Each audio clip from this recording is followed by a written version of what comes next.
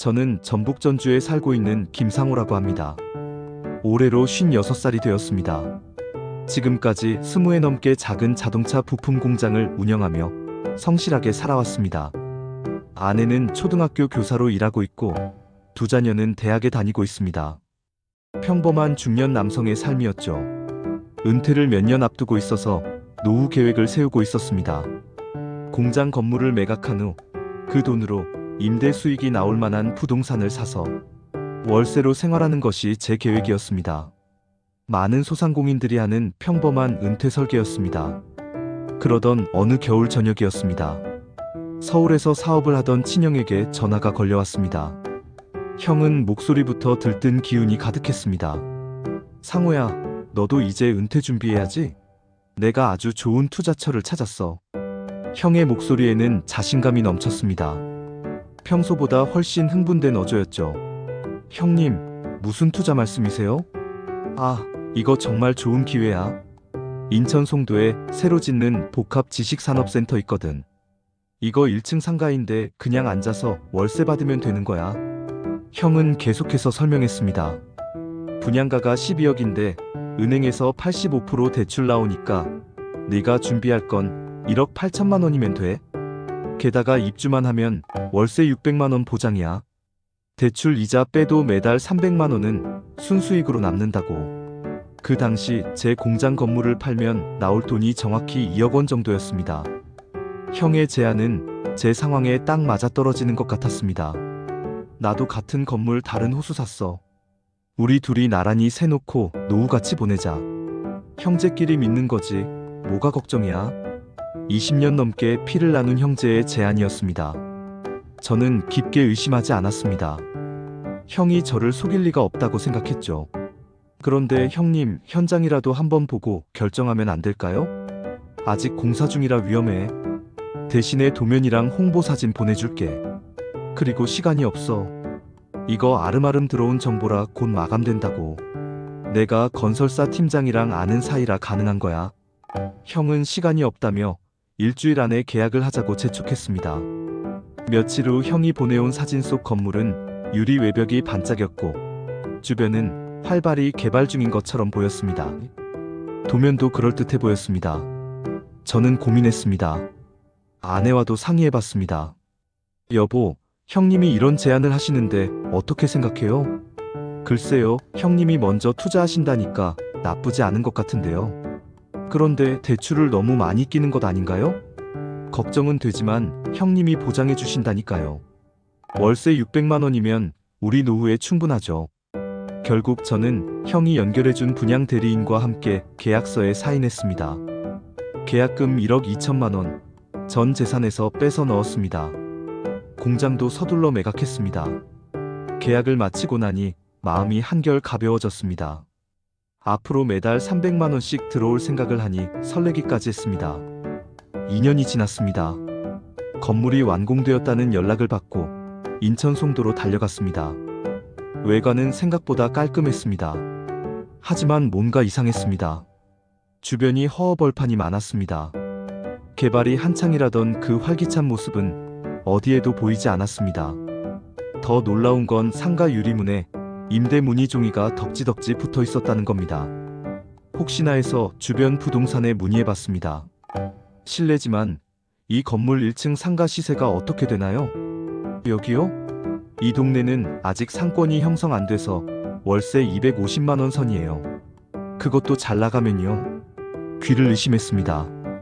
600만 원에 내놓으려던 제 계획이 순식간에 무너졌습니다. 더 충격적인 건 같은 건물 1층 상가가 저보다 훨씬 낮은 가격으로 매물로 나와 있었다는 겁니다. 제가 산 자리보다 길가와 가까운 좋은 자리인데도 말이죠. 집에 돌아와 아내에게 말했습니다. 여보, 큰일 났어요. 월세 시세가 250만 원밖에 안 된대요. 뭐라고요? 형님께서 600만 원 보장해 주신다고 하지 않으셨나요? 저도 모르겠어요. 일단 형님께 연락해 봐야겠어요. 하지만 형은 전화를 받지 않았습니다. 문자를 보내면 읽음 표시만 뜨고 답장은 없었습니다. 저는 월세 600만 원에 내놓았지만 석 달이 지나도 연락이 없었습니다. 중개업소에서는 계속 같은 말만 했습니다. 사장님, 이 동네 시세는 정말 250만 원 선이에요. 600만 원은 너무 비싸요. 할 수 없이 월세를 250만 원으로 내렸습니다. 그래도 임차인이 나타나지 않았습니다. 그 사이 은행 이자와 관리비로 매달 270만 원이 빠져나갔습니다. 임차인이 없으니 수입은 전혀 없고 나가는 돈만 있었습니다. 아내의 월급과 제 노후 자금은 매달 이자와 관리비로 사라졌습니다. 몇 달 후에야 겨우 임차인이 들어왔습니다. 월세는 200만 원이었습니다. 이것도 감사해야 할 상황이었죠. 여보, 매달 70만 원씩 적자예요. 어떻게 이런 일이 생겼을까요? 형님은 뭐라고 하세요? 형님이 연락을 안 받으세요. 답장도 없고요. 저는 다시 형에게 연락을 시도했습니다. 마침내 형이 전화를 받았습니다. 형님, 왜 연락을 안 받으셨어요? 월세가 200만 원밖에 안 나와요. 미안하다, 상호야. 나도 몰랐어. 건설사에서 그렇게 얘기했는데. 형님도 같은 건물에 투자하셨다고 하지 않으셨나요? 그것은 미안해. 사실 나는 안 했어. 그 순간 모든 게 명확해졌습니다.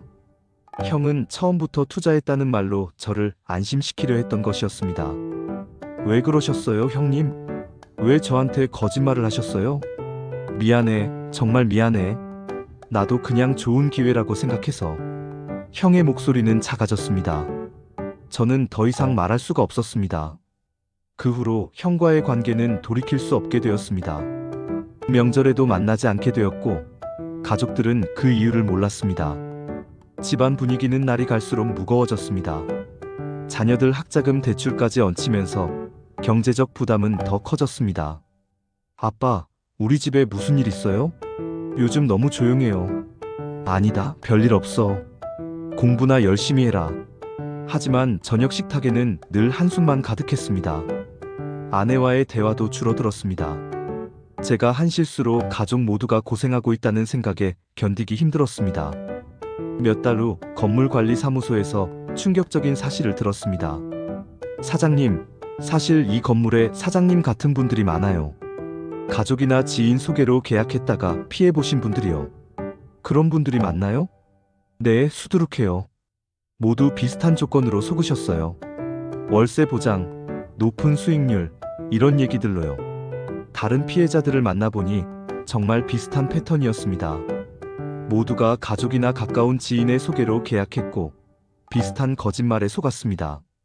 하지만 계약 자체는 합법적이었기 때문에 법적 대응도 어려웠습니다. 사기라고 하기에는 애매한 부분들이 많았습니다.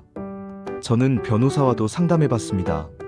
선생님, 이런 경우에 법적 대응이 가능한가요? 어려우실 것 같습니다. 계약서 자체에는 문제가 없고 구두로 한 약속들을 입증하기가 쉽지 않거든요. 그렇다면 방법이 없는 건가요? 손해를 최소화하는 방향으로 가시는 게 좋겠습니다. 계속 보유하시는 것보다는 매각을 고려해보세요. 저는 이 일을 통해 뼈저리게 배웠습니다. 아무리 가까운 사람이라도 투자 전에는 현장을 직접 확인해야 한다는 것을 말입니다. 수익 보장이라는 말은 절대 믿어서는 안 된다는 것도 깨달았습니다. 부동산 투자에서 보장되는 수익은 없습니다. 대출을 끼는 투자는 금리 상승이나 공실 위험까지 모두 고려해야 합니다. 저는 이런 위험들을 전혀 계산하지 않았습니다. 계약서는 반드시 변호사나 전문가의 검토를 받은 후 서명해야 한다는 것도 배웠습니다. 지금도 저는 그 상가를 팔기 위해 노력하고 있습니다. 큰 손해가 나더라도 이자 부담을 줄이는 것이 우선이라고 생각합니다. 아내와 함께 새로운 수입원을 찾고 있습니다. 소규모 온라인 판매도 해보고 배달 음식점 준비도 하고 있습니다. 여보, 나이가 50이 넘었는데 이런 걸 할 수 있을까요? 할 수 있어요. 우리가 포기하면 안 되죠. 나이가 50을 넘었지만 저는 포기하지 않으려고 합니다. 실수는 했지만 다시 일어설 수 있다고 믿습니다. 아내는 저보다 더 적극적으로 새로운 일들을 알아보고 있습니다. 온라인 쇼핑몰 운영 방법도 배우고 요리 레시피도 연구하고 있습니다. 요즘 배달 음식이 많이 팔린다던데 우리도 해볼까요? 좋은 생각이에요. 뭐든 해보죠.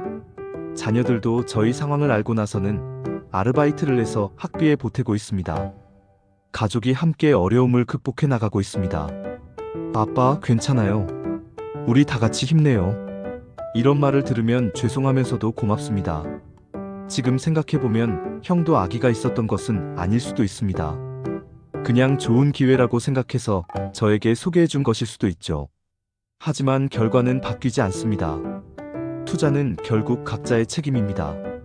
요즘은 부동산 관련 공부를 많이 하고 있습니다. 늦었지만 제대로 알고 싶어서입니다. 여보, 이 책 좀 보세요. 부동산 투자할 때 체크리스트가 있어요. 이제서야 보네요. 진작 이런 걸 알았으면 좋았을 텐데. 후회해도 소용없습니다. 앞으로는 이런 실수를 반복하지 않는 것이 중요합니다. 혹시 이 이야기를 듣고 계신 분 중에 지인이나 가족의 투자 권유를 받은 분이 있다면 제 경험을 꼭 기억하시길 바랍니다. 아무리 믿을 만한 사람의 소개라도 본인이 직접 확인하고 공부한 후에 결정하세요. 수익률이 너무 좋다면 의심해보세요.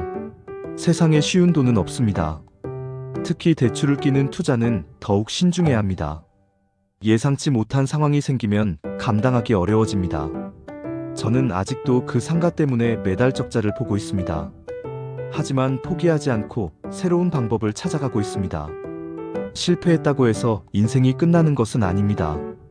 다시 일어설 수 있다고 믿습니다. 가족과의 관계도 예전보다 더 끈끈해진 것 같습니다. 어려움을 함께 겪으면서 서로를 더 이해하게 되었습니다. 안전하고 확실한 투자가 결국 최고의 투자입니다. 욕심을 부리지 마시고 본인의 능력 범위 내에서 투자하시길 바랍니다. 저의 실패 경험이 여러분에게는 교훈이 되었으면 좋겠습니다. 같은 실수를 반복하지 마시고 신중하게 판단하여 성공적인 투자하시길 바랍니다.